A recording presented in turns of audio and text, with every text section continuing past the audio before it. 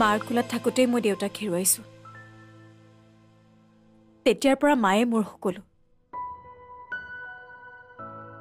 লোকৰ ঘৰত কাম কৰি হোটেলত পাচলি কাটি মায়ে মোক ডাঙৰ কৰিলে। কিমান ৰাতি যে আমি একো নোখোৱাকৈয়ে শুইছিলোঁ। সেইবোৰ কথা মনত পৰিলে মোৰ এতিয়াও বেয়া লাগে। অৱশ্যে এতিয়াও আমাৰ অৱস্থা ভাল হোৱা নাই। তথাপিও আগৰ দৰে মাক লঘোণে ৰখা নাই। যেনে তেনে হ'লেও ৰাতিৰ ভাত সাজ আৰু মাৰ দৰৱকেইটা যোগাৰ কৰিছোঁ। মাৰ বহুত আশা আছে মই ভালদৰে পঢ়া শুনা কৰিম, আগলৈ ডাঙৰ মানুহ হ'ম। কিন্তু মই LP স্কুলে শেষ কৰিব নোৱাৰিলোঁ। মায়ে হেনো কোৱা মতে মই বোলে পঢ়া শুনাত ভাল আছিল। 3য় শ্ৰেণীত বোলে মই ডিভিজনো পাইছিলোঁ। কিন্তু চলিবলৈ অসুবিধা হোৱাৰ বাবে সেই সময়ত মায়ে বিস্কুট ফেক্টৰীত জইন কৰিলে। ঘৰত আন মানুহ নথকাৰ বাবে মায়ে মোকো নিবলৈ ল'লে। পঢ়া শুনা তাতেই শেষ। ভালকৈ পঢ়িব পৰা হ'লে ময়ো চাগে আপোনাৰ দৰে ভাল চাকৰি কৰি ভাল গাড়ীত ঘূৰি ফুৰিব পাৰিলো হয়। অৱশ্যে মোৰ এতিয়া আক্ষেপো নাই। পঢ়া শুনা কৰাব নোৱাৰিলেও মায়ে আজি মোক নিজে উপাৰ্জন কৰিব শিকালে। সেয়ে মই মাক সদায় সুখত ৰাখিব বিচাৰো।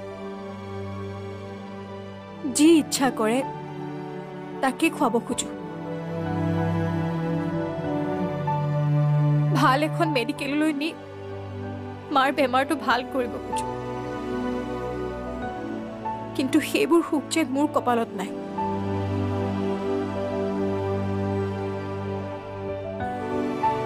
টকা পইচা নাথাকিলে যে মানুহৰ জীৱনত সুখেই নাই। তই ভুল ভাবিছ। টকা পইচাই সকলো সুখ কিনিব নোৱাৰে। তেনেকৈ হোৱা হলে আজি টকা পইচা থকা প্ৰতিজন মানুহে সুখী হলহেঁতেন। তথাপিও টকা পইচা থকা মানুহৰ সমস্যা কম। কম নহয়, সমস্যাবোৰ বেলেগ। পৃথিৱীত এনেকুৱা কোনো মানুহেই নাই যাৰ সমস্যা নাই। প্ৰতিজন মানুহৰে সমস্যা আছে, মাত্ৰ তাৰ প্ৰকাৰবোৰ বেলেগ বেলেগ। জীৱনৰ সমস্যাবোৰ থকাটো ডাঙৰ কথা নহয়, কিন্তু সেই সমস্যাবোৰক গুৰুত্ব নিদি জীৱনটো উপভোগ কৰাটোহে ডাঙৰ কথা। আৰু তই তোৰ জীৱনটো উপভোগ কৰিছ। ইমানবোৰ সমস্যা আছে যদিও তই সকলো সময়তে হাঁহি ধেমালি কৰি থাক, যিটো মই পৰা নাছিল।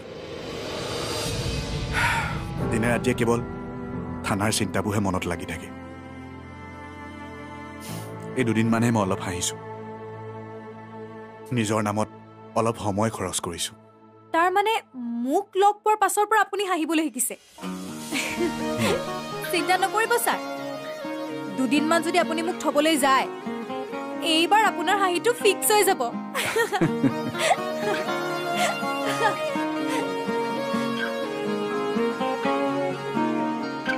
সেইদিনাখন চিনেমা এখন চালো নহয় ছাৰ। তাত হিৰো হিৰোইনে পুৰা এনেকুৱা ৰাস্তা এটাতে খোজকাঢ়ি গৈ আছিল। আৰু তাৰপিছত দুইটাই ডান্স কৰিলে। মই দেখাই দিওঁ নে ছাৰ? আপুনি হাতখন এনেকে দিয়ক, এনেকে। মই এনেকে হাতখন ওপৰত দিম, আপুনি এনেকে এনেকে এনেকৈ ঘূৰি নাচি থাকে।